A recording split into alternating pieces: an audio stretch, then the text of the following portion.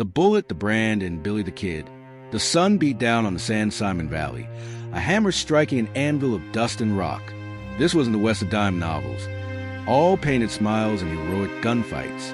This was the Lincoln County War, a bloody ballet danced by men with callous hands and colder hearts.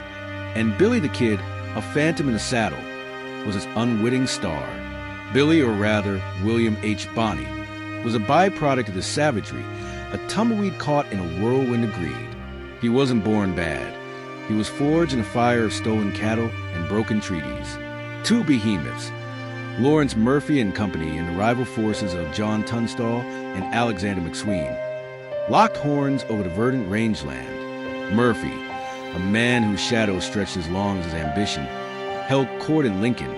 His influence a brand burned deep into the territory's hide. Against him stood Tunstall, a polished Englishman who dreamed a gentler West, and McSween, a lawyer with a Bible in one hand and a Winchester in the other. Billy, a mere stripling, found himself a sheepdog in a wolf pack, drawn into Tunstall's orbit. He saw in the Englishman a glimmer of hope, a stark contrast to the rough-and-tumble existence he had known. But hope, like a desert mirage, could vanish in a puff of smoke when Tunstall was ambushed and gunned down.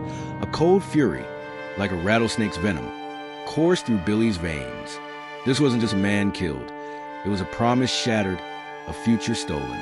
The Lincoln County War was no longer just a battle for land and cattle.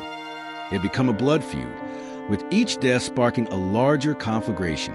Billy, once a youthful wanderer, became a reluctant angel of vengeance, his quick-trigger finger a grim reaper's scythe.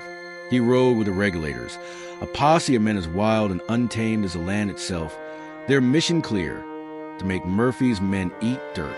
The air was thick with the scent of gunpowder and betrayal. Every rustle in the sagebrush, every distant hoofbeat, was a potential threat. Friendships were as fleeting as a summer storm, and allegiances shifted like desert sands.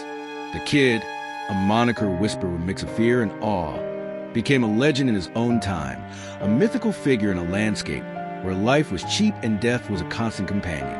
He was a master of the dodge and weaved, a ghost in the vast expanse, slipping through the fingers of the law like quicksilver. But beneath the swagger and the lightning draw, a haunting question lingered. Was he a hero or a villain, a pawn in a deadly game, or a willing participant? The war raged on, a maelstrom of bullets and bloodshed, culminating in the 5-day Battle of Lincoln, where the very foundations of the town trembled. When the dust settled, the Lincoln County War left behind a trail of bodies, shattered dreams, and a young man forever etched into the annals of Western lore. Billy the Kid, no longer just a kid, was now a symbol, a testament to the brutal forces that shaped the American West, a reminder that even in pursuit of justice, some souls are irrevocably lost to the very fight they wage. In the end, was Billy the Kid a product of his choices or a victim of his circumstances? Was he simply a young man trying to survive in a world gone mad, or did the violence he witnessed and inflicted become a part of him, a brand burned into his very soul?